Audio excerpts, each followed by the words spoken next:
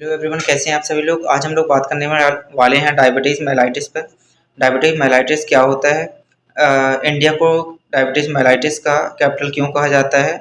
इस वीडियो के माध्यम से हम आज डायबिटिक की डेफिनेशन से ट्रीटमेंट और नर्सिंग केयर तक जानते हैं। जैसे कि आप जानते हैं कि मैं डॉक्टर बालकृष्ण झारिया, आप मेरे को देख रहे हैं मेरे यूट्यूब चैनल मेडेक्स डॉक्टर झारिया पर। डेफिनेशन के बारे में, तो ब्लड में ग्लूकोज की मात्रा का क्रोनिकली इंक्रीज होना डायबिटीज़ मेलाइटिस कहलाता है। मतलब जब ब्लड में ग्लूकोज की मात्रा ज़्यादा हो जाती है तो उस चीज़ को डायबिटीज़ कहते हैं। ये दो टाइप का होता है, डायबिटीज़ फर्स्ट और डायबिटीज़ सेकेंड। डायबिटीज़ फर्स्ट में एक्चुअली होता क्या है, यह एक ऑटो इम्यून डिसीज़ है जिसमें बीटा सेल एकदम डिस्ट्रॉय हो जाते हैं और इसमें क्या है, इंसुलिन अब्सेंस रहता है पूरी तरह से। मोस्टली डायबिटीज़ 1 जो होती है ये चिल्ड्रन में और यंग एज में देखा गया है और ये फुल्ली इंसुलिन डिपेंड होती है। इसको IDDAM भी बोलते हैं, जिसका full form insulin depend diabetes mellitus होता है। और वहीं होता है डायबिटीज़ टाइप 2। यह मोस्ट कॉमनली होता है, ये ज़्यादातर लोगों में देखा गया है कि डायबिटीज़ टाइप 2 होता है। इसमें क्या है, इंसुलिन रेजिस्टेंट होता है। इसमें इंसुलिन प्रेजेंट तो होता है बट बॉडी उस चीज़ को यूज़ नहीं कर पाती है। यह ज़्यादातर देखा गया है जो पेशेंट मतलब काफ़ी ओबेसिटी मतलब मोटे रहते हैं और ये अडल्ट में ज़्यादातर होता है। इसको NIDDM बोलते हैं। इसका मतलब होता है non insulin dependence diabetic mellitus, इसका फुल फॉर्म होता है। एक और होता है गैस्ट्रनल डायबिटीज़। ये मोस्टली देखा गया है प्रेग्नेंट लेडी में होता है। मतलब प्रेगनेंसी के टाइम पे होता है और ये मोस्टली ठीक हो जाता है, बट इसकी ज़्यादातर डिपेंडेंसी और रिस्क क्या रहता है कि ये फ्यूचर में टाइप 2 जो डायबिटीज़ होती है उसमें हो सकता है, जिसको क्या बोलते हैं, NIDDM। तो यह जो है ड्रग डिपेंडेंस के कारण भी होते हैं। काफ़ी बार क्या होता है, लॉन्ग टाइम पे अपन ड्रग्स लेते रहते हैं जिसके कारण भी हो जाती है। और यह जेनेटिक भी होती है, मतलब पेरेंट्स से बेबी तक को होना, उसको जेनेटिक बोलते हैं। अगर किसी को पैनक्राइटिस डिसीज है तो उसके कारण भी ये गैस्ट्रनल डायबिटीज हो जाती है। अब अपन इसके रिस्क फैक्टर के बारे में जानते हैं कि इसके रिस्क फैक्टर क्या क्या होते हैं।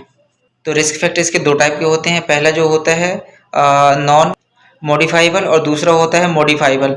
नॉन मॉडिफाइबल में फैमिली हिस्ट्री हो गया, एज हो गया, और तीसरा होता है जेनेटिक फैक्टर। वहीं अगर बोलना चाहिए मॉडिफाइबल, तो मॉडिफाइबल में क्या क्या होता है, तो सबसे पहला होता है ओबेसिटी, मोटापा, adult, lack of physical activity, मतलब जिसकी फिजिकल एक्टिविटी बहुत कम होती है उनको भी देखा गया है। अनहेल्थी डाइट में कोई मतलब इम्प्रूवमेंट नहीं, सेम डाइट लेना या फिर खाना तो बहुत ज़्यादा खाना, और स्ट्रेसफुल लाइफ। ये दो रिस्क फैक्टर होते हैं डायबिटीज़ मेलाइटिस के। अब अपन इसके जानते हैं फिजियोलॉजी क्या क्या होती है, मतलब इसके सिम्टम्स क्या क्या होते हैं। तो ये मेन चीज़ देखा गया है दो प्रकार के। पहला क्या होता है, हाइपोग्लाइसीमिया, और दूसरा होता है हाइपरग्लाइसीमिया। तो हाइपो में क्या होता है और हाइपर में क्या होता है। तो हाइपरग्लाइसीमिया मतलब शुगर का ज़्यादा होना। तो इसमें क्या होता है, पेशेंट को बार बार यूरिन आती है, बार बार प्यास लगती है, उसको भूख बहुत ज़्यादा लगती है, और खाना कितना भी खा ले उसको लगता नहीं है। मतलब वो क्या होता है, उसका वेट लॉस कंटिन्यू होता रहता है। पेशेंट को थकान और वीकनेस बहुत ज़्यादा होती है हाइपरग्लाइसीमिया में। वहीं अब बात करते हैं हाइपोग्लाइसीमिया में। हाइपोग्लाइसीमिया क्या होता है, ब्लड लेवल में ग्लूकोज लेवल का कम होना हाइपोग्लाइसीमिया कहलाता है। इसके सिम्टम्स होते हैं चक्कर आना, पसीना पेशेंट को बहुत ज़्यादा आता है, पेशेंट को कपकपी लगती है, एकदम बहुत ज़्यादा वाली कपकपी होने लगती है, और वो पेशेंट अनकॉन्शियस और बेहोश होने लगता है। अब अपन जानते हैं डायग्नोसिस कैसे करते हैं। तो डायग्नोसिस जानने के पहले अपन इसकी नॉर्मल वैल्यू जानते हैं कि नॉर्मल वैल्यू कितनी होती है डायबिटीज़ मेलाइटिस की। अगर किसी का ब्लड शुगर लेते हैं, जैसे फास्टिंग में लेते हैं, मतलब खाली पेट लेते हैं, तो 70 से 140 mg/dl से कम होना चाहिए। वहीं अगर पीपी लेते हैं, पीपी मतलब पोस्ट पेरेंडियल जो होता है ब्लड शुगर, वो कितना होना चाहिए, 140 mg/dl से कम होना चाहिए। और वहीं अगर उसका रैंडम ब्लड शुगर लेते हैं, जैसे कैजुअलिटी में पेशेंट आता है अपने यहाँ, तो उसका ब्लड शुगर अगर 200 से कम आ रहा है तो कौन सा आ रहा है, रैंडम, इतना ही होना चाहिए। और काफ़ी बार देखा गया है कि ये वैल्यू डायरेक्ट एग्जाम में पूछी भी जाती हैं। नर्सिंग हो गया, GNM हो गया, इन दो एग्जामों में मोस्टली देखा गया है। पेशेंट का डायग्नोसिस करने के लिए अपन को पहले क्या है, उसका फास्टिंग, पीपी, रैंडम और HbA1c। HbA1c एक ऐसी जांच होती है जिसमें पेशेंट के 3 महीने पहले का ग्लूकोज लेवल कितना वो कंजप्ट कर रहा है, और उसका 3 महीने पहले का ग्लूकोज लेवल कैसा रहा होगा, ये जानने के लिए हम HbA1c करवाते हैं। अगर किसी को डायबिटीज़ लंबे टाइम से है तो उसको हल्के में नहीं लेना है। इससे काफ़ी सारे चांसेस भी होते हैं जिसके कारण और भी बीमारी हो सकती हैं, जैसे स्ट्रोक हो सकता है, एक्यूट कोरोनरी आर्टरी डिसीज़ भी हो सकती है, हार्ट फेलियर भी हो सकता है। और लंबे टाइम तक किसी को डायबिटीज़ रहता है तो उसकी जो वेंस जो रहती हैं अपनी बॉडी में वो क्या होती हैं, चिपकने लगती है। मोस्टली देखा गया है उस पेशेंट को डीवीटी पंप भी लगाना पड़ता है। ये एक डिसीज़ होती है जिसमें अपनी जो वेंस रहती हैं चिपकने लगती हैं, जिसको पेरिफेरल वेस्कुलर डिसीज़ बोलते हैं। सो अपन जानते हैं अब डायबिटीज़ मेलाइटिस को कैसे कंट्रोल में रखा जाता है। तो सबसे पहले अपन को लो शुगर लेनी है और कार्बोहाइड्रेट को अपनी बॉडी में मेंटेन करके रखना है। हाई प्रोटीन डाइट लेना है अपन को। हाँ, मैंने जैसे लास्ट वीडियो में भी बताया था कि डायबिटीज़ पेशेंटों को जो मार्केट में मिलने वाला जूस है ये जूस नहीं लेना है, और ख़ासकर शुगर जूस और अल्कोहल भी नहीं लेना है उन पेशेंटों को। डायबिटीज़ पेशेंट को कम से कम 30 से 40 मिनट एक्सरसाइज डेली करनी है। इसमें किसी प्रकार का कोई भी नहीं है।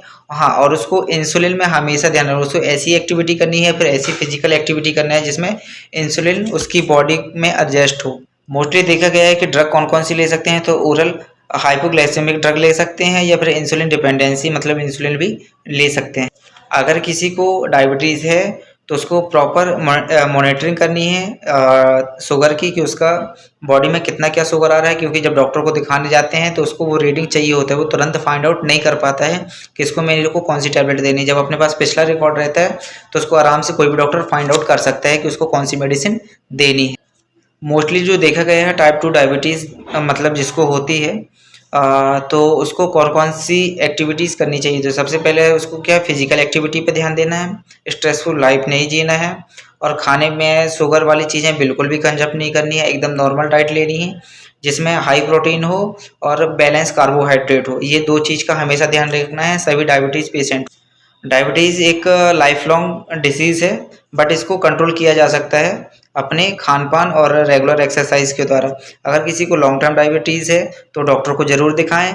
ऐसा नहीं है कि हम आज टैबलेट लिए अब हम उसको बाद में चेक कराएंगे, ऐसा बिल्कुल नहीं करना है। अगर वीडियो अच्छी लगी हो तो लाइक सब्सक्राइब जरूर करिएगा और कमेंट में बताइएगा कि नेक्स्ट टॉपिक कौन सा चाहिए। वीडियो देखने के लिए थैंक यू।